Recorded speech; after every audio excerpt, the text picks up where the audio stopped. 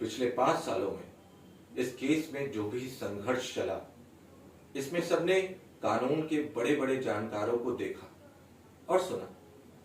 कोई जमानत के लिए केस लड़ा तो कोई केस लड़ा। अब जब फैसला गिल्टी और नॉट गिल्टी, इनोसेंट या कल्प्रिट के आगे आकर खड़ा हो चुका है, तो इसे एक सही दिशा मिलना बहुत जरूरी है।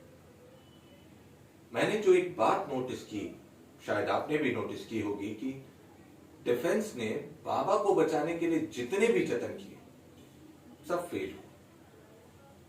पुलिस की कानूनी प्रक्रिया को गलत ठहराना, पॉस्को के चार्जेस पर सवाल उठाना, बच्ची को रॉन्गली प्रूव करने की कोशिश करना, कभी बीमारी तो कभी कुछ तो कभी कुछ।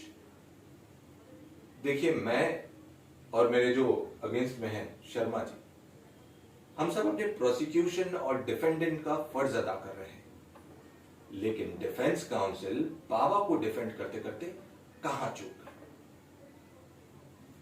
कहां चूक गई योर ऑनर? वो चूके एक जघन्य अपराध को समझने में, वो चूके पीड़िता की मनोस्थिति को समझने में, वो चूके इस बात को समझने में कि इस पाप का प्रभाव पूरे समाज के ऊपर क्या पड़ सकता है। जनाब, इस देश में लड़कियों का जीवन काल बहुत ही समस्या भरा होता है और ये बच्ची उन सब बच्चियों की व्यथा को बयान करती है। मुझे कहते हुए बहुत शर्म महसूस हो रही है कि इस महान देश में हर लड़की अपने बचपन से लेकर युवा अवस्था तक किसी न किसी प्रकार से एक बार शारीरिक और मानसिक रूप से प्रताड़ित होती है।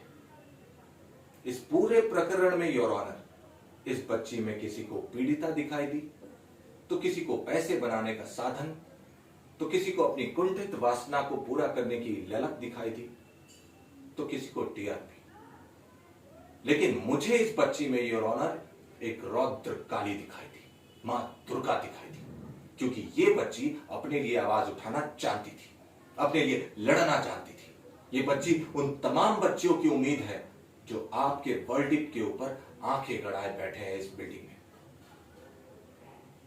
लेकिन हमारे डिफेंस काउंसिल इनको घूम फिर कर इस केस में धर्म धर्म धर्म धर्म और धर्म के अलावा कुछ नजर नहीं आता।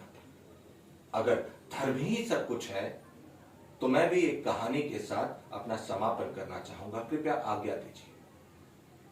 Thank you sir. आप सबने रामायण के बारे में तो सुना ही होगा।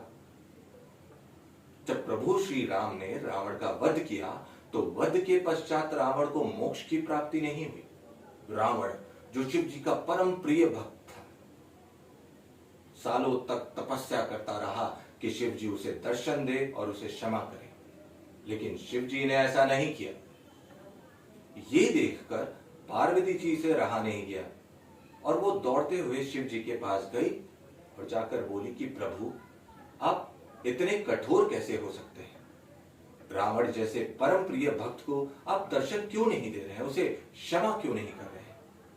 इस पर शिव जी मंद मंद मुस्काए और बोले कि हे पार्वती, इस संसार में कुकर्मों को 3 भागों में बांट दिया गया है। पहला पाप जो इंसान जाने या अनजाने में करता है, जिसका प्रायश्चित करके या माफी मांगकर या किसी और तरह से भरपाई करके किया जा सकता है। दूसरा कुकर्म अति पाप के रूप में जाना जाता है, जैसे हत्या, अपहरण और भी कई जघन्य अपराध। और तीसरा कुकर्म महापाप के रूप में जाना जाता है, जिसकी कोई माफी नहीं है।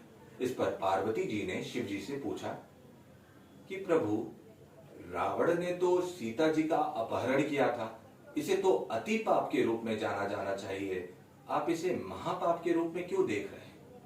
इस पर शिव जी फिर मंद मंद मुस्काए और बोले कि जिस पाप का प्रभाव पूरे समाज के मानवता और प्रभुता पर सदियों तक रहता है, वो पाप महापाप के अंतर्गत में आता है। रावण को मैं माफ कर देता अगर उसने रावण बनकर सीता का अपहरण किया होता, लेकिन उसने साधु का भेष धारण किया था, जिसका प्रभाव पूरे साधुत्व और पूरे सनातन पर सदियों तक रहेगा। इसकी कोई माफी नहीं है। ये रावण है, रावण। इसे कतई नहीं छोड़ा जाना चाहिए।